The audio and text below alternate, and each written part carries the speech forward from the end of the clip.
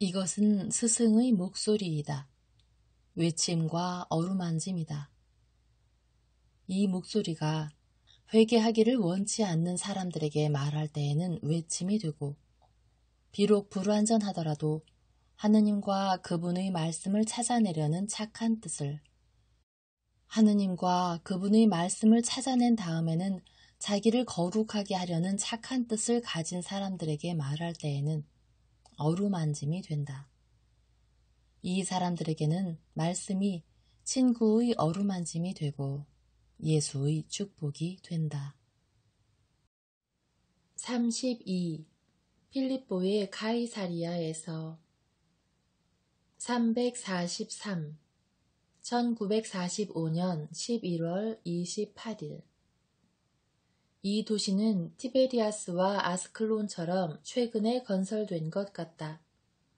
경사진 평야에 건설되어 있는 이 도시는 거대한 성곽과 깊은 해자로 보호되고 있는 많은 탑들을 거느린 거대한 성체로 둘러싸여 있다. 그 해자로는 두 줄기의 작은 강의 지류들이 흘러내려와 처음에는 각을 이루며 가까워졌다가 나뉘어 한 갈래는 시외로, 다른 한 갈래는 시내로 흘러간다. 아름다운 거리들, 광장들, 분수들, 그리고 로마풍의 건축물들은 여기 이 사분령 안에서도 비굴한 복종이 조국의 관습에 대한 일체의 존경심을 짓밟으며 기승을 부렸다는 것을 말해준다. 이 도시는 아주 분주하고 사람들로 넘쳐난다. 아마도 이 도시는 모든 성문에 있는 이정표가 가리키는 것처럼 다마스쿠스, 티로, 사펙, 티베리아스로 가는 중요한 간선도로들과 대상들의 경로의 교차지이기 때문일 것이다. 보행자들, 말 탄 사람들, 나귀나 낙타를 탄 대상의 긴 행렬이 넓고 잘 관리된 거리에서 만나고 상인들이나 할 일 없는 사람들의 무리들이 광장과 호화로운 저택들 곁에 있는 회당 아래 서서 상담을 하거나 한담으로 시간을 보내는데 아마 몇 개의 공동 목욕탕들도 여기 있는 것 같다. 너는 우리가 어디서 그들을 만날 수 있는지를 아느냐? 예수께서 베드로에게 물으신다. 예, 저는 압니다. 제가 어떤 사람들에게 물었더니 그들은 그 랍비의 제자들이 식사하기 위해서 성체 근처에 있는 몇 명의 충실한 이스라엘 사람들이 사는 집에서 모인다고 제게 말을 해 주었습니다. 그 사람들은 저에게 그 집을 묘사해 주었습니다. 그러니 제가 길을 잘못 들 수가 없습니다. 그 집은 창들이 없는 정면에 바깥을 내다볼 수 있는 구멍이 있는 높은 대문이 있고 담장 곁에는 작은 샘이 있고 정원의 높은 담들은 두 방향으로 나 있는 골목길로 이어지고 지붕 위 옥상에는 비둘기들이 많이 있는 외관상으로만 봐도 유다풍의 집이랍니다. 좋다. 그럼 가자. 일행은 성체에 도착하기까지 시내 전체를 가로지른다. 그들은 자신들이 찾던 집에 이르자 대문을 두드린다. 작은 노파의 주름투성이 얼굴이 작은 구멍에 나타난다. 예수께서는 앞으로 나아가 그녀에게 인사하신다. 평화가 당신과 함께 있기를. 그 랍비의 제자들이 돌아왔습니까? 아닙니다. 그 사람들은 랍비를 찾아 강 건너 여러 고장에서 온 다른 사람들과 함께 큰 샘에 있습니다. 그 사람들은 모두 그분을 기다리고 있어요. 댁도 그분을 기다리고 있어? 아닙니다. 나는 제자들을 찾고 있습니다. 그럼 보세요. 샘 거의 맞은편에 있는 저 길이 보이지요? 그 길을 통해 올라가고 큰 돌담에서 물이 흘러나와서 통처럼 생긴 대로 모였다가 작은 개울이 되는 곳까지 올라가세요. 그러면 거기서 그 사람들을 만나게 될 거예요. 한데 당신들은 멀리서 왔지요. 여기 들어와서 서늘하게 쉬면서 그 사람들을 기다리고 싶으세요? 만일 당신들이 원하신다면 내 주인들을 부르겠어요. 그분들은 착한 이스라엘 사람들이랍니다. 그분들은 메시아를 믿어요. 그분들은 예루살렘 성전에서 그분을 한 번밖에 보지 않았는데도 제자가 되었거든요. 하지만 이제는 메시아의 제자들이 그분들을 가르쳤고 여기서 기적도 행했답니다. 왜냐하면 좋습니다. 착하신 할머니. 나는 조금 있다가 제자들과 함께 오겠습니다. 할머니께 평화. 다시 돌아가서 집안일을 하세요. 예수께서 노파의 수다 홍수를 막기 위하여 친절하게 그러나 권위 있게 말씀하신다. 그들은 다시 걷기 시작한다. 보다 젊은 사도들은 그 노파에 대해서 이야기하며 한바탕 웃고 예수께서도 미소 지으시게 한다. 선생님, 저는 그 할머니가 커다란 샘이라고 생각합니다. 그 할머니는 끝없는 말의 파도를 쏟아부어서 우리를 말로 가득 찬 시내가 되는 수반으로 만들어놨어요.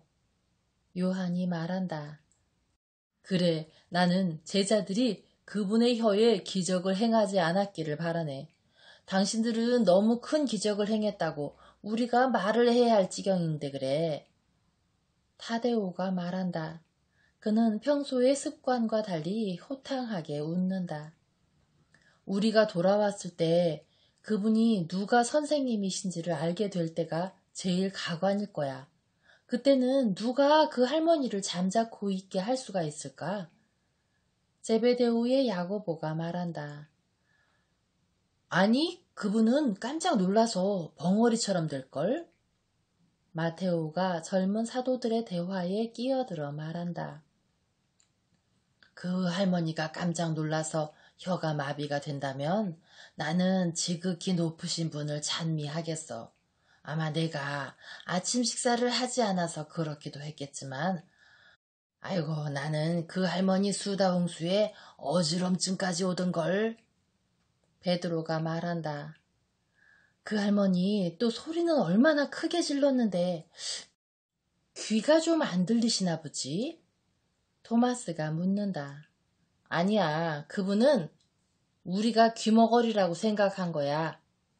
가리오 사람이 말한다. 그 불쌍한 할머니를 가만 좀 놔둬라. 그분은 착하고 믿는 사람이었어.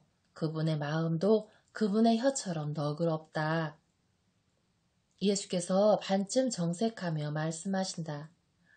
선생님, 그러면 그 할머니는 너그럽다 못해 영웅적이기까지 한걸요? 요한이 한바탕 웃어제치며 말한다.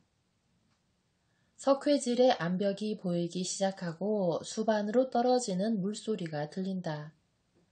여기 개울이 있는데요. 이걸 따라가요. 저기 분천이 있고 저기에는 베냐민, 다니엘, 아벨, 필리포, 에르마스테오, 우리 여기 왔어. 선생님께서 여기 계셔.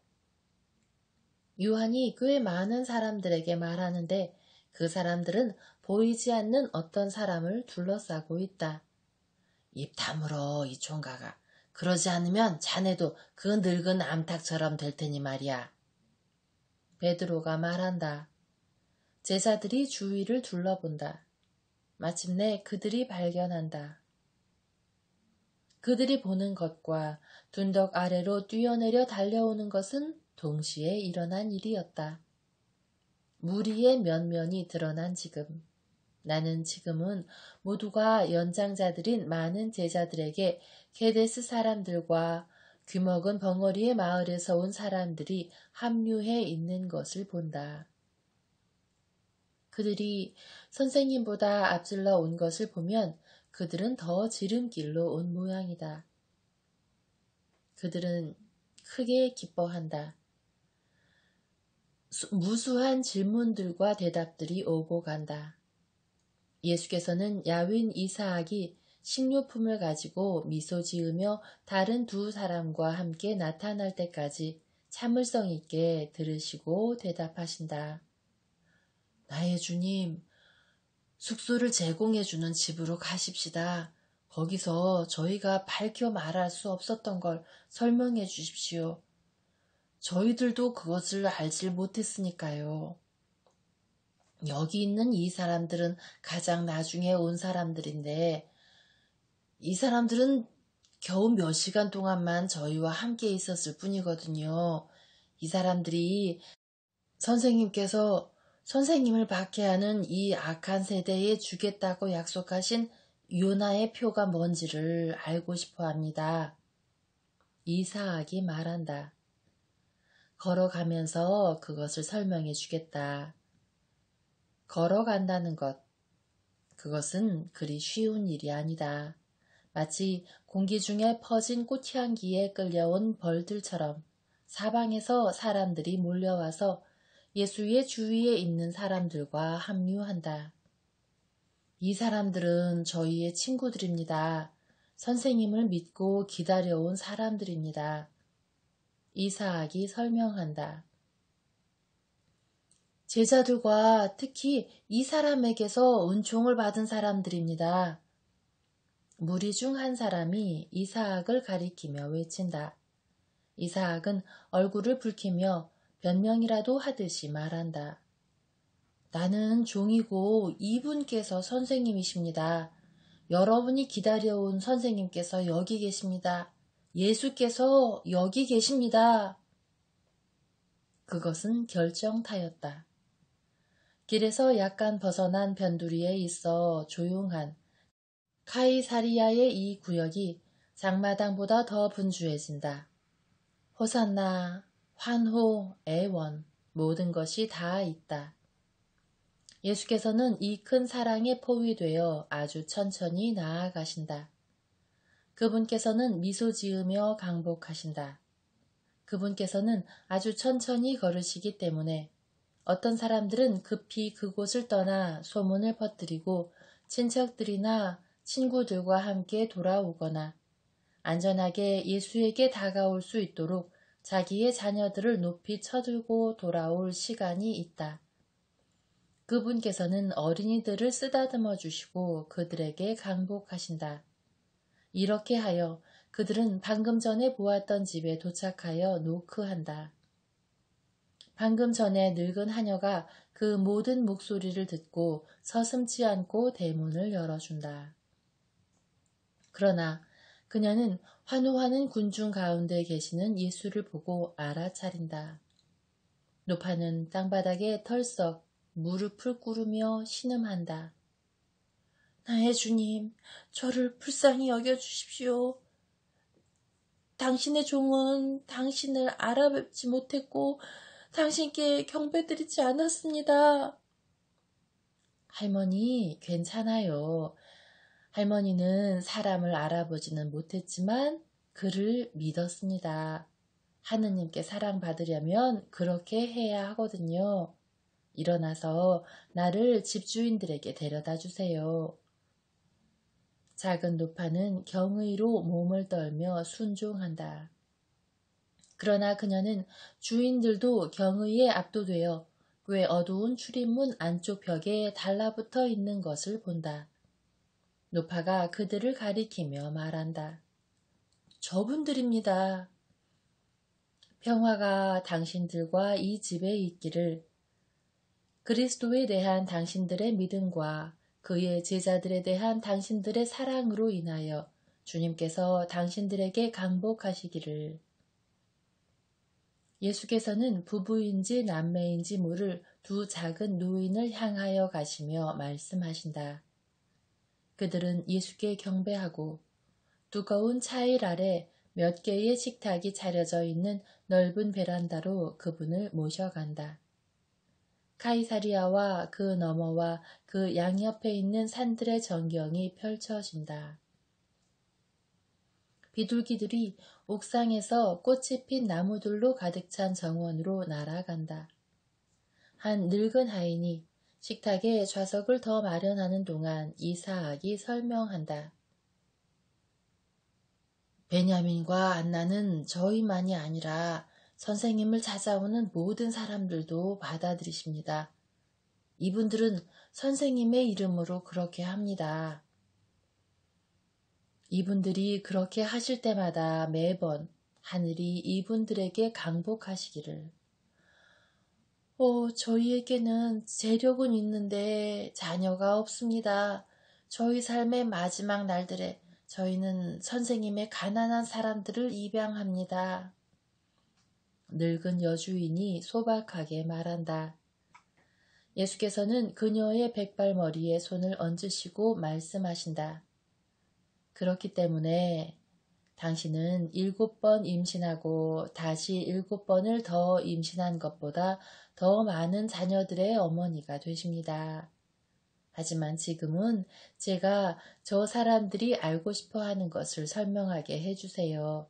그렇게 해야 우리가 이분들을 돌려보내고 식사를 할 수 있을 테니까요.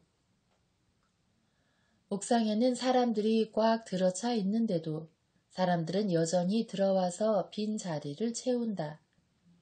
예수께서는 순진무구한 눈으로 넋을 잃고 그분을 쳐다보고 있는 어린이들에게 둘러싸여 계신다.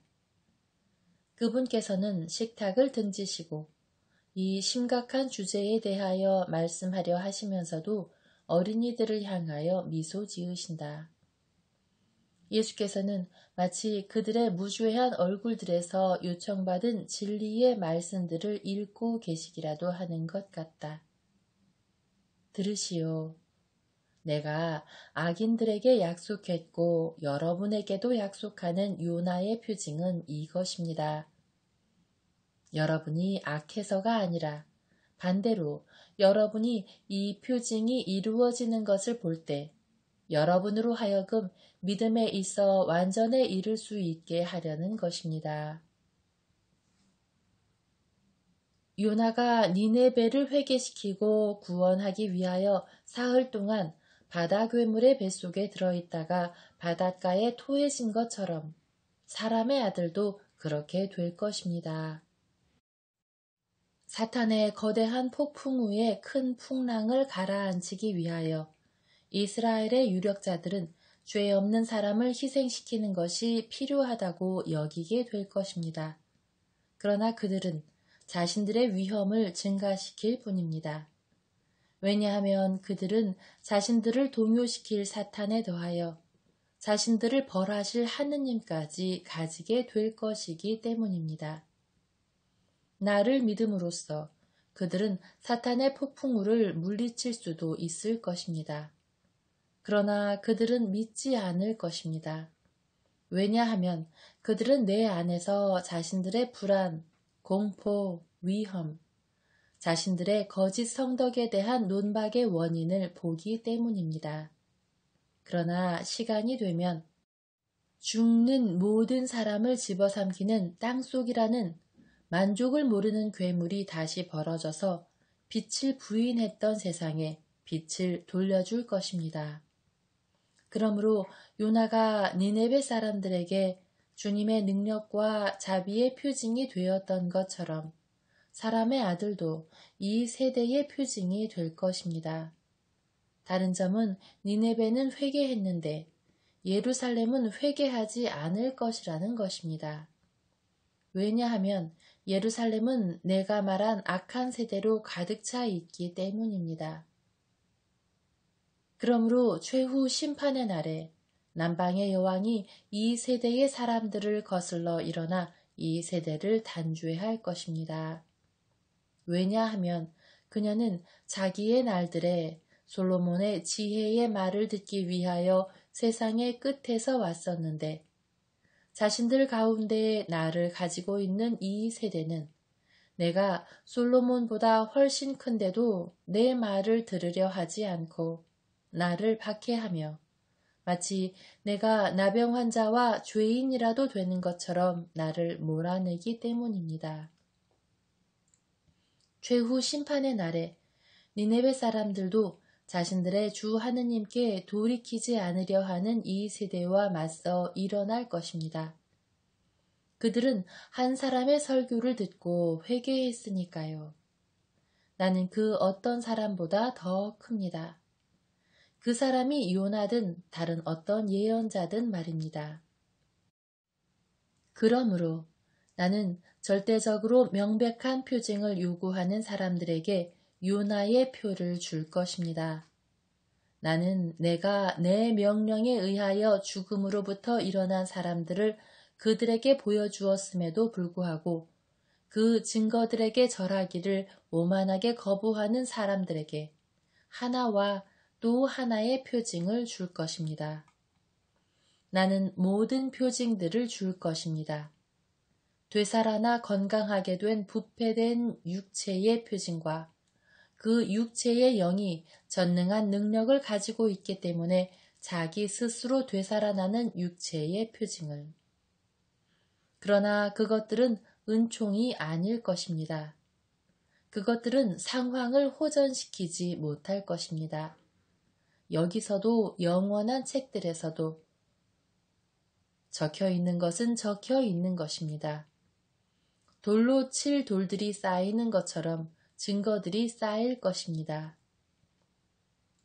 그들은 나를 해치기 위하여 나에게 불리한 증거들을 쌓겠지만 성공하지 못할 것입니다.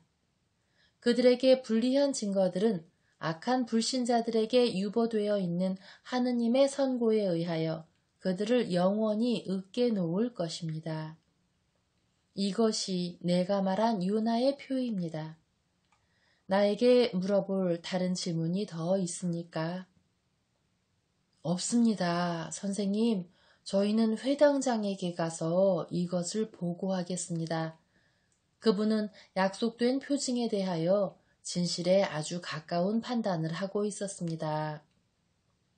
마티아는 의인입니다. 진리는 내가 누구인지 다른 누구보다 더 잘 아는 이 죄 없는 어린이들에게 드러나는 것처럼 의인들에게 드러납니다. 내가 여러분을 떠나보내기 전에 땅의 이 천사들이 하느님의 자비를 찬미하는 것을 내가 듣게 해주시오. 얘들아, 이리 오너라. 지금까지 조용하게 있느라 힘들었던 어린이들이 예수께로 달려온다. 악의가 없는 아이들아, 너희를 위한 내 표는 무엇인지 나에게 말해보아라. 선생님이 착하시다는 거요. 선생님 이름으로 우리 엄마를 고쳐준 거요. 모든 사람들을 사랑한다는 거요. 다른 누구보다 잘생기셨다는 거요. 나쁜 사람을 착하게 만들어주신다는 거요. 선생님이 우리 아빠를 그렇게 해주신 것처럼요. 어린이 각자가 예수의 사랑스러운 특성 하나씩을 선포하거나 예수께서 미소로 바꾸어 주신 고통들을 회상한다. 그러나 모든 어린이들 중에서 가장 귀여운 어린이는 4살가량 된 꼬마이다. 이 아이는 예수의 무릎으로 올라가 그분의 목을 얼싸 안으면서 말한다. 선생님의 표는 선생님이 모든 아이들을 사랑하고 아이들도 선생님을 사랑하는 거예요. 이렇게 많이요. 아이가 포동포동한 자기의 작은 팔을 넓게 벌린다. 그 다음에 그는 웃으며 다시 한번 그분의 목을 꼭 껴안고 어른이다운 자기의 작은 뺨을 그분의 뺨에 가져다 대고 비빈다. 예수께서는 그 어린이에게 입맞추시며 물으신다. 하지만 너는 전에 나를 본 적이 없는데 왜 그렇게 나를 사랑하니? 그건 아저씨가 주님의 천사처럼 보이기 때문이지요. 하지만 내 귀여운 어린 친구야, 너는 천사를 본 적이 없는걸?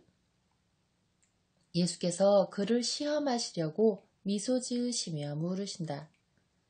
어린이는 잠깐 동안 말문이 막힌 채로 있다. 그러다가 그는 작은 치아를 모두 드러내고 웃으며 말한다. 하지만 내 영혼은 분명히 천사를 봤어요.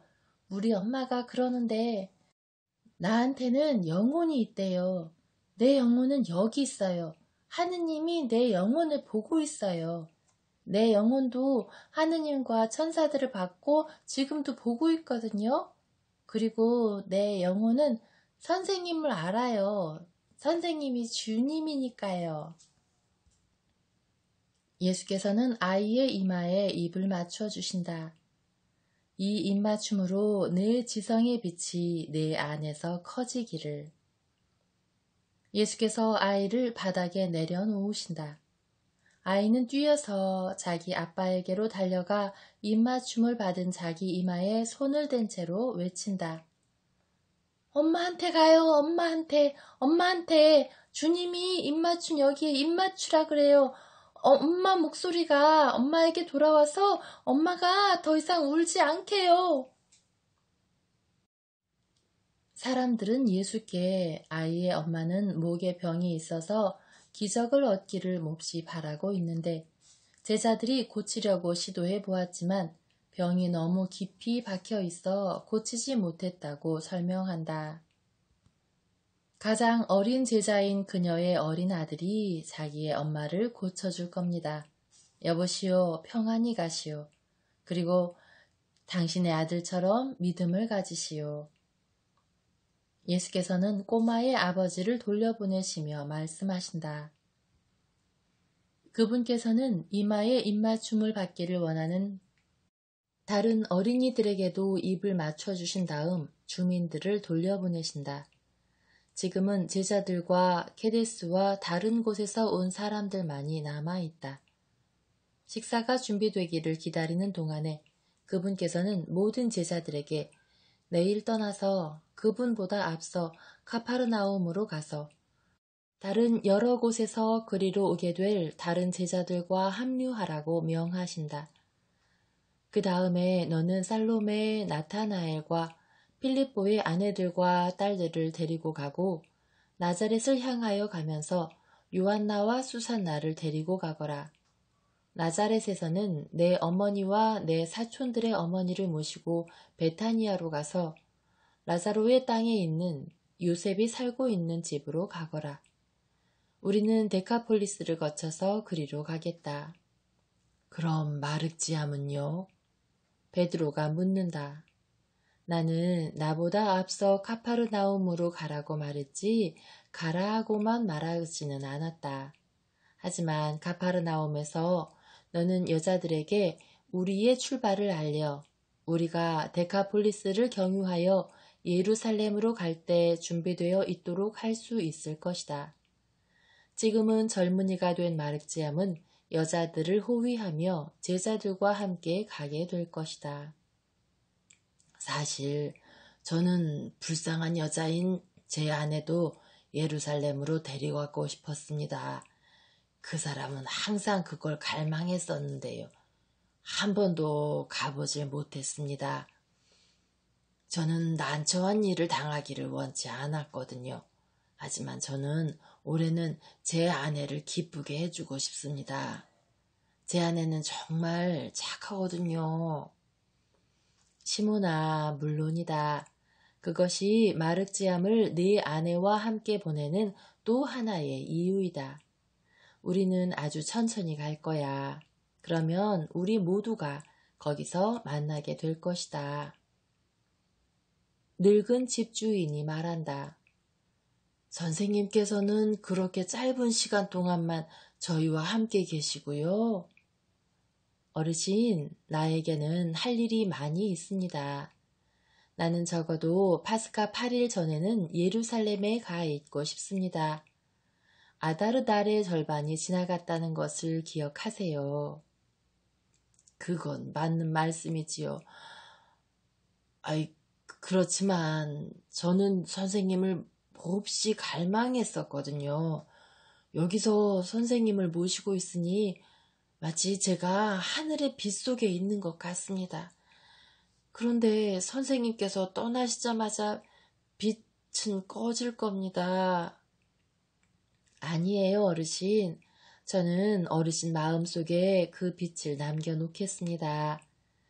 나는 또 어르신의 아내와 인심 좋은 이 집 전체에도 그 빛을 남겨두겠습니다. 그들은 식탁에 앉는다. 예수께서 음식을 봉헌하시고 강복하시자 하인들이 그 음식을 여러 식탁에 나누어 준다.